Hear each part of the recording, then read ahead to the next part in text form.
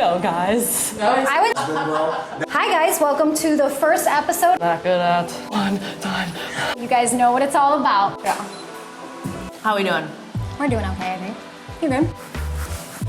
Let's do a blooper show. We're in real life. Like, that's the problem. Like, I can't. My whole life is bloopers. Oh, let's do this video where you have to be a person. But I'm an animal.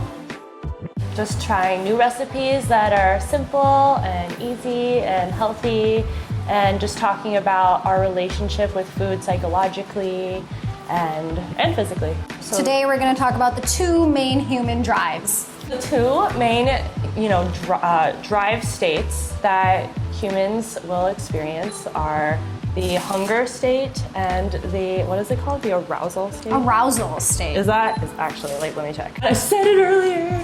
Introduce the caption. So today's topic is human motivations, eating and mating. Today we're going to talk about the two different drive states. The hunger state and the sexual arousal, which, I mean, who doesn't like those two? The main reasons of living. So the drive states are behaviors that drive the body into doing something to allow survival, whether it be survival of the body itself or the species. So eating or mating. Yeah, and your body always triggers you, so it's gonna let you know if you're hungry, right? I mean, it's not gonna let you just never eat, so it's gonna give you clues and cues that are like, my body needs to eat, and also with sexual arousal. We all have that need, we do. And it's for the species to survive, but Yeah. I think in today's and society, but also just survival in general. Yeah. Like, get through the day. So today we're going to show you guys a really amazing recipe. Obviously we're talking about mating and hunger. So this recipe is going to be a lot of fun. If you have a mate to have fun with, we highly recommend this one. So, And it's super simple. super simple. It is linguine with avocado, tomato, and lime. So, AKA guacamole noodles. But yeah, the only cooking that is involved in this is just boiling water for the noodles. All the other ingredients are just added raw and as is. But we have some chopped onion here. We have 2 tomatoes. Everything is fresh, by the way, so nothing canned, always fresh. Yes, we have some avocado, of course. Some cilantro, lime zest, and a teaspoon of red chili pepper. So we're gonna use 3, Plus maybe 4. We love our avocado, so I mean, honestly, the more the better. And I feel like this one is like all pit. And then our noodles, and these are very healthy. They are vegan, they are organic, they are corn-free, and they're actually made out of quinoa. So you do get some protein in there, which is nice. Nice. 1 lime juice. About 1, yeah. So I read a study that how you are being fed during the time in your life where you're developing sexually, period. If you were starved during that time of development, then you will look for a mate that wasn't starved during that. Like, wow. you naturally will covet the opposite of what you have. So it was a study, they were using beetles, and they would feed some beetles during the time that they were developing sexually, like a good amount, and that would cause them to get bigger and be more confident, and so their mating behaviors were different, and so those behaviors only attracted a mate who was not fed as well. Wow. And so she would naturally be drawn to that. And then the males that were not fed a certain amount, and so they developed differently. They developed kind of smaller, but they had more of a courting behavior. They felt the need to do more courting to attract a female that has been well fed and expects That can make sense, certain though. things. Absolutely. Yeah, so. Very cool. Very I like that story. interesting. People I guess they did research.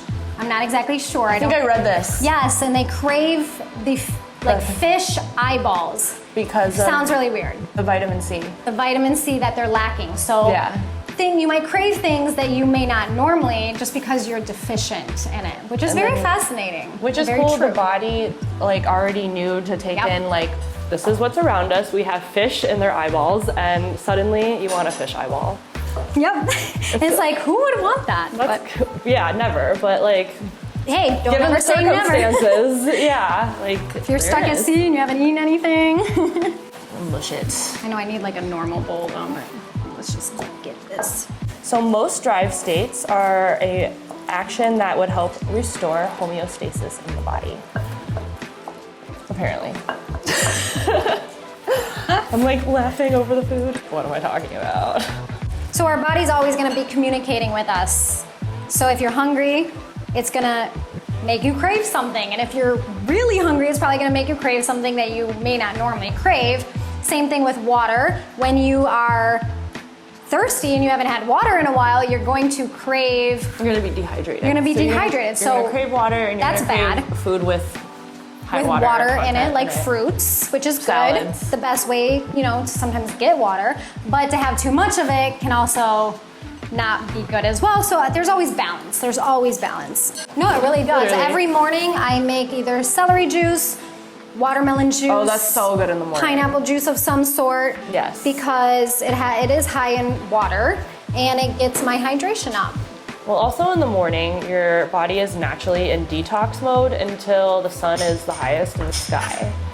So you need to It's best to get eat it from things that assist in detox, and then Yes. you can add. Well, I mean, that's like how your clock works. But like, if you're like working out, like obviously you should probably have protein as soon as you get up because that's what your body is used to.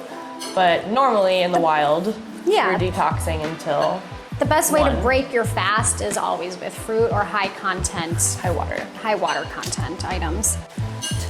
survival. Yeah. Okay. So we didn't answer the question, but it got us talking, so that's great.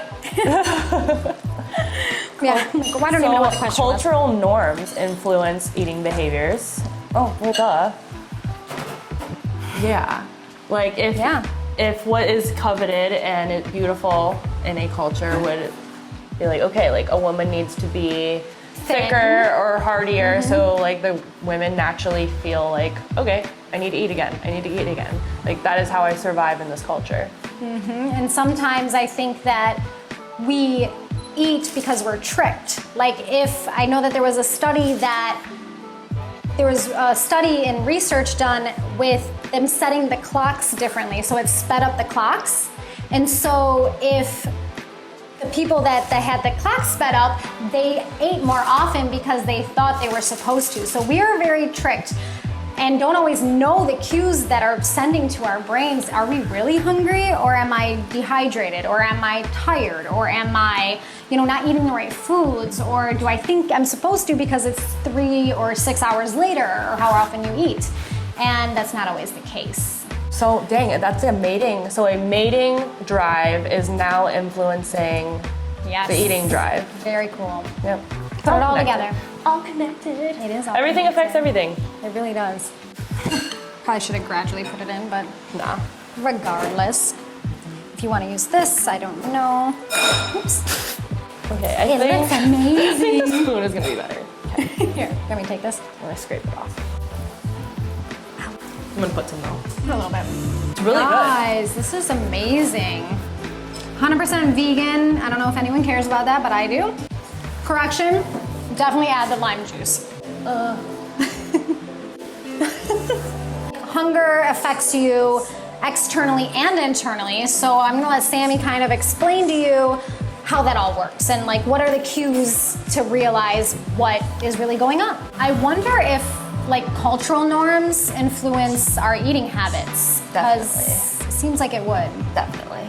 In my opinion, I think that men and women are very different in how much they want to have sex and like just their behavior in general around that topic. So I would say most men, they think about sex more often, and it's more on like a consistent clock, where women, everything is connected to everything, so like it varies over time. Like yeah. depending on your emotional state and your physical state, like as well as sex that they need. Where men, it's like, okay, it is time for sex. Like women, it's like, no, it's not. Yeah, and I think also men think of it as more just physically, and I'm generalizing, of course, because many women do as well, and many men, you know, think of it in a completely different way. But generally speaking, and a lot of research that's out there, women, we can orgasm multiple times within a night, whereas like many men, maybe They need a startup, once or twice. What is that called And again? if you do more than that, you're a rock star. Well, guys, I hope you enjoyed our recipe and some of the information that we shared with you guys. And It's a good talk. it was a good talk. And We'll see you next time. We'll see you next time, yes.